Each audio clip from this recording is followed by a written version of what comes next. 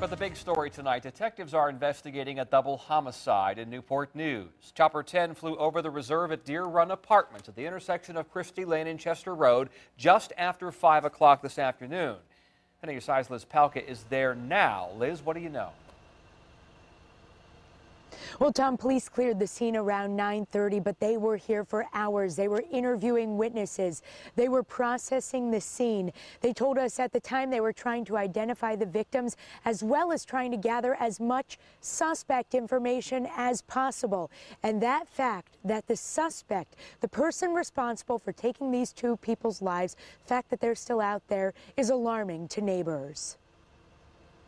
I got home from work and I found all of these police officers and tape. Sydney Bell and many other neighbors were forced to wait outside the large crime scene. Newport News police say two men were shot and died here, right at the intersection of Christie Lane and Chester Road in the reserve at Deer Run Apartments. I definitely did not realize something like this could happen in this area.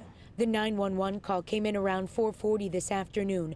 A neighbor said he was on his way to do laundry then. He didn't hear the gunshots, but found the victims on the ground about 25 feet away from each other. Police said one man was lying in this street. The other man was lying near this SUV. The neighbor we spoke to ran to the man in the street and stayed with him. He had been shot in the stomach, but was still talking and conscious. The neighbor said the man in the street was concerned about the other victim by the vehicle.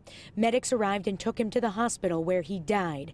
Clothing he had been wearing was still lying on the ground as evidence hours later. The other victim died at the scene. Police confirmed the men did not live in the apartment complex. It is upsetting because I was reading that they don't have a suspect at all, so the person is still loose. And since the scene is clear, neighbors have been allowed to go back to their homes.